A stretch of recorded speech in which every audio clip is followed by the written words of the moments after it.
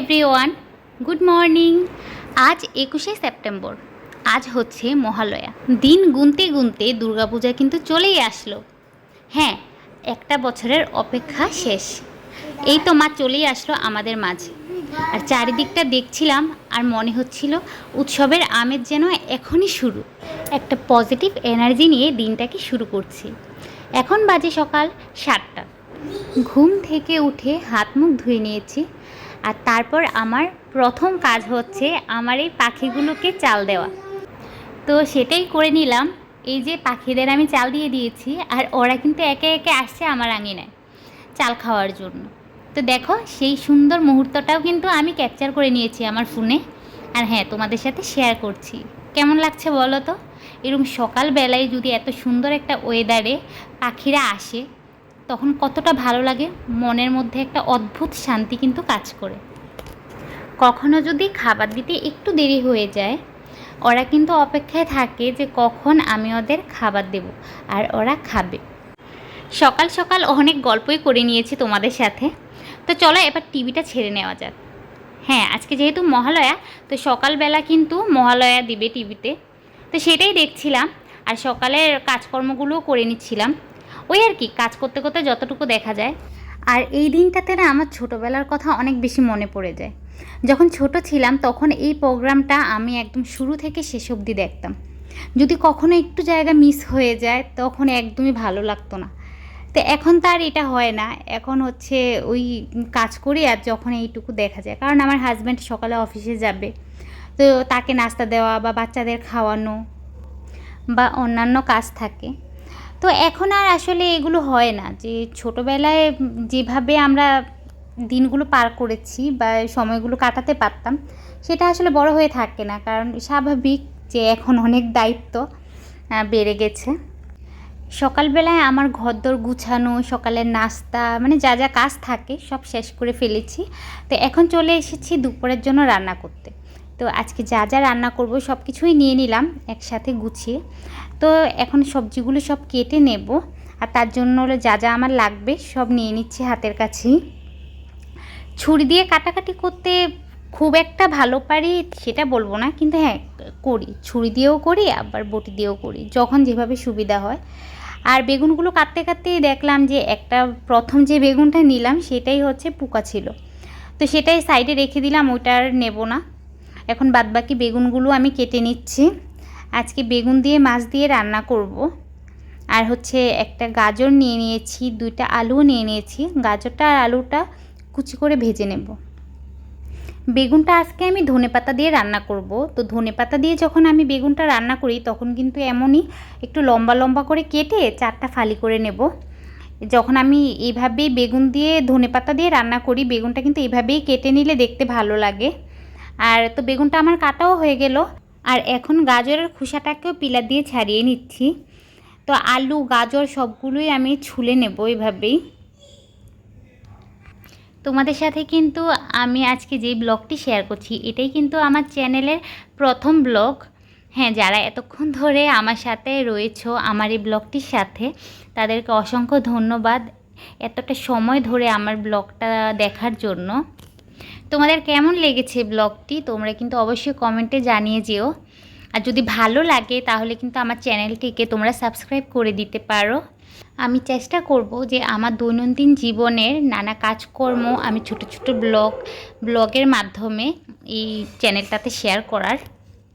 তো যদি তোমাদের ভালো লাগে তোমরা কিন্তু অবশ্যই দেখবে আমার ভিডিওগুলো। এদিকে গল্প করতে করতে আমার কিন্তু সবজিগুলো কাটাকাটি করা প্রায় শেষ, আর কিছুটা বাকি আছে। তো তোমরা দেখতে থাকো।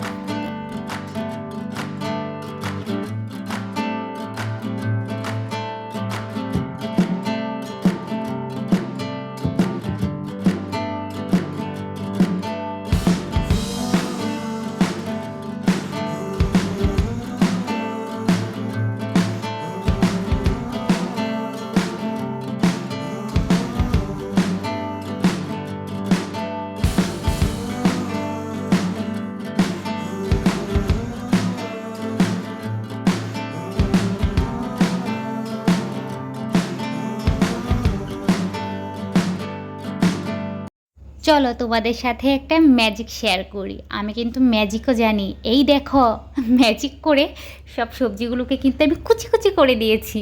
কেমন লাগলো ম্যাজিকটা? অবশ্যই জানাবে। মুসুরি ডাল রান্না করব, তাই কিছুটা মুসুরি ডাল আমি নিয়ে পরিষ্কার করে ধুয়ে নিয়েছি।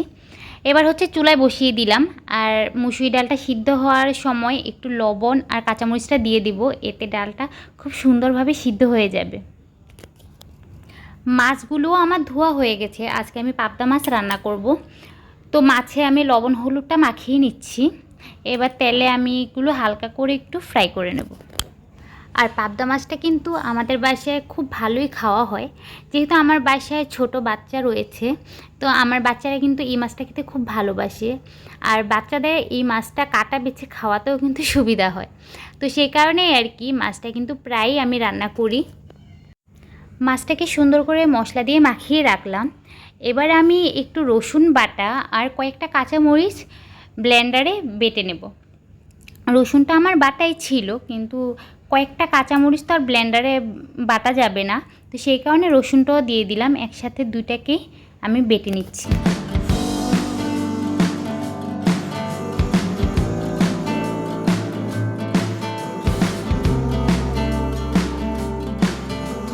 তো মশলা করা, কাটাকুটি করা সব কিছুই কমপ্লিট। এবার রান্না করার পালা।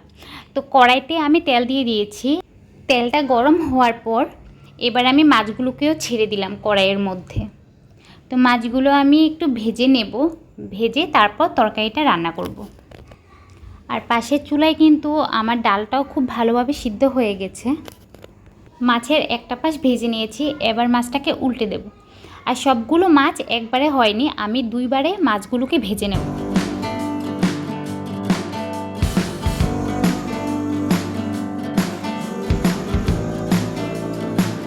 সবগুলো মাছ আমার ভাজা হয়ে গেছে। এবার আমি তেলের মধ্যে ফোড়ন দেব হচ্ছে কালো জিরে আর কিছুটা মেথি। তো এগুলোই দেওয়ার পর একটু নেড়ে আমি তার মধ্যে আমি যে মশলাটা করে রেখেছিলাম কাঁচামরিচ আর হচ্ছে রসুন, ওই মশলাটা আমি দিয়ে দিলাম। দিয়ে হালকা একটু নেড়ে নেব। মশলাটা অনেক বেশি ভাজার দরকার নেই, ওই রসুনের কাঁচা স্মেলটা গেলেই হলো। অল্প করে ভেজে আমি এর মধ্যে কেটে রাখা সবজিগুলো দিয়ে দেব। হ্যাঁ, আর সবজি দেওয়ার আগে আমি কিন্তু এখানে লবণটা আর হচ্ছে হলুদটাও দিয়ে দিলাম। লবণটা আমি এখানে আমার আন্দাজ মতোই দিলাম। তো যদি পরে লবণ লাগে তো তখন আমি আবার আরেকটু লবণ দিয়ে দেব। এবার আমি বেগুনগুলোকে মশলার সাথে খুব সুন্দর করে একটু ভাজা ভাজা করে নেব। আর হালকা ভাজা হয়ে যাওয়ার পর আমি মিক্সারটা ধুয়ে একটু জল দিয়ে দেব। আর জল দিয়ে এবার আমি ঢেকে ঢেকে সবজিটা একটু কষিয়ে নেব।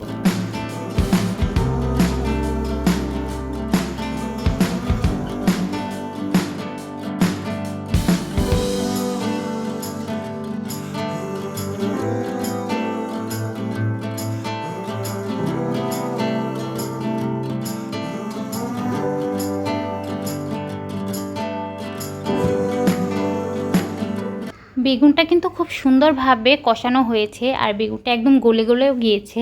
তো এবার আমি একটু জলের সাথে ধনেপাতা বাটা মিশিয়ে তার তরকারিটার মধ্যে দিয়ে দেব। তোমরা কিন্তু দেখতেই পেয়েছো তরকারিটা রান্নার সময় আমি কিন্তু অনেক বেশি মশলা বা অনেক বেশি তেল ইউজ করিনি। খুব কম তেলে এবং খুব কম মশলায় কিন্তু এই রান্নাটা হয়ে যায়, আর খেতে কিন্তু অসাধারণ লাগে। তোমরা একবার ট্রাই করে দেখতে পারো। আমরা কিন্তু তেল মশলাটা একটু কমই খাই, কারণ বেশি তেল খাওয়া বা মশলা খাওয়া কোনোটাই স্বাস্থ্যের জন্য ভালো নয়। তো হ্যাঁ, এবার আমি আরেকটা কড়াইয়ে কিছুটা তেল দিয়ে এর মধ্যে গাজর কুচিগুলো আর আলু কুচিগুলো দিয়ে দিয়েছি, আর সাথে কাঁচামরিচটাও দিয়ে দিলাম। এবার আমি এই ভাজিটার মধ্যে পরিমাণ মতো লবণ আর হলুদটাও দিয়ে দেব। আর ভাজিটা কিভাবে করতে হয় সেটা আর আলাদা করে বলার কিছুই নেই, সবাই এই ভাজিগুলো করতে পারে। তো হ্যাঁ, এখন আমি সবজিটা সিদ্ধ হওয়ার জন্য একটা ঢাকনা দিয়ে একটু ঢেকে দিলাম। সবজিটা এবার সিদ্ধ হয়ে যাবে। আর আমার তরকারির ঝোলটাও কিন্তু ভালোভাবে ফুটে এসেছে। তো এখন হচ্ছে আমি মাছগুলোও দিয়ে দিলাম ঝোলের মধ্যে। তো মাছগুলো দিয়ে অনেক বেশিক্ষণ রাখতে হবে না, কিছুটা 5-10 মিনিট রান্নার পরে কিন্তু আমার তরকারিটা একদম রেডি হয়ে যাবে। আর এই তরকারিটা কিন্তু একটু ঝোলঝোল করেই রান্না করতে হয়। আমার কাছে একটু ঝোলঝোল রেখে তরকারি খেতেই বেশি ভালো লাগে। আর তোমরা যদি কেউ চাও যে আরেকটু মাখো মাখো করে নামাবে, তো সেটাও করতে পারো, খারাপ লাগবে না, সেটাও ভালো লাগবে। তো এই তো কথা বলতে বলতে আমার তরকারিটাও কিন্তু রান্না হয়ে গেছে। কেমন লেগেছে তোমাদের আমার এই রেসিপিটা? আমার ভাজি সবজিগুলোও সিদ্ধ হয়ে গেছে। এখন আমি ভাজিটার মধ্যে পেঁয়াজ কুচিগুলো দিয়ে একটু ভাজা ভাজা করে নামিয়ে নিলেই আমার রান্না কমপ্লিট।